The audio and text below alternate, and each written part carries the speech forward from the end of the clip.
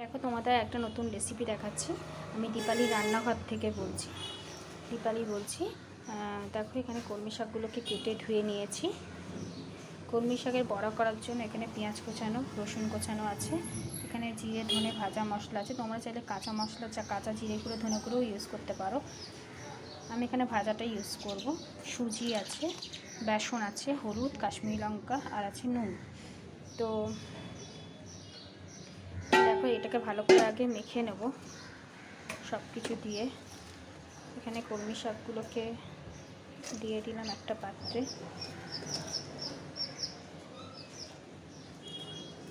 মাখলে পরে এটা কমে যাবে।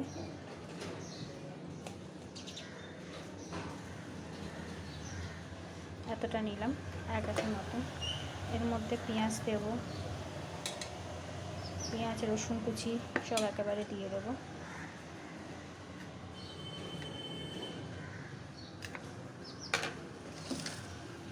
এর মধ্যে হলুদ দেব অল্প, কাশ্মীরি লঙ্কা দেব 1 চামচ করে দিচ্ছি। তোমরা যেরকম ঝাল খাবে সেই হিসেবে দেবে। কুচনো কাঁচা লঙ্কাও দিতে পারো। ভাজা মশলা 1 চামচ দিলাম।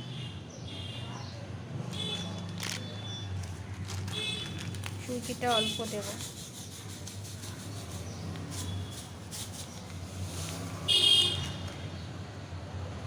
এক 2 চামচ মতন সুজি দেবে। আর দেব বেসন, অল্প বেসন দিয়ে এই উপকরণ। আর দেব নুন 1 চামচ। শাক তো কমে যায় জানো মাখাতে গেলে, লাগলে পরে আবার পরে দেবো। দিয়ে এটাকে ভালোভাবে মাখিয়ে নেব। সব কটা উপকরণ দিয়ে ভালো করে মাখিয়ে দেবো। লাগলে আমি আরেকটু বেসন দিতে পারি। দেখো ভালো করে মাখিয়ে নিতে হবে যাতে সব কিছু ভালো করে মিশে যায়। এই দেখো পুরো মাখাটা হয়ে গেছে। মাখাটা দেখো হয়ে গেছে। এরকম করে বড়া, এরকম করে লম্বা লম্বা করে ভাজবো। এই যে এরকম সাইজ, হেভি লাগে খেতে।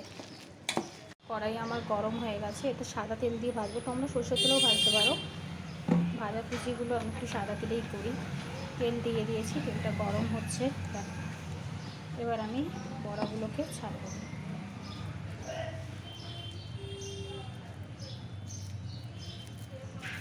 তেলটা আমার গরম হয়েই গেছে, এইভাবে ছেড়ে দিলাম।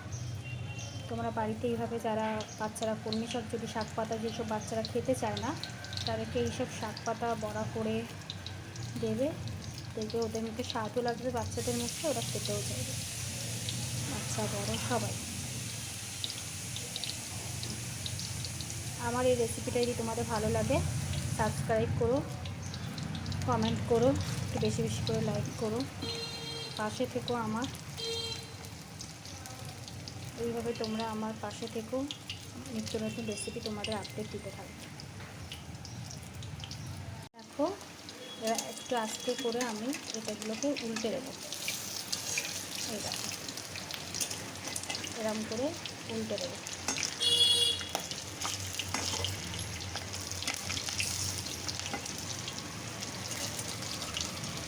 দেখো এই দেখো বন্ধুরা কি সুন্দর হয়েছে।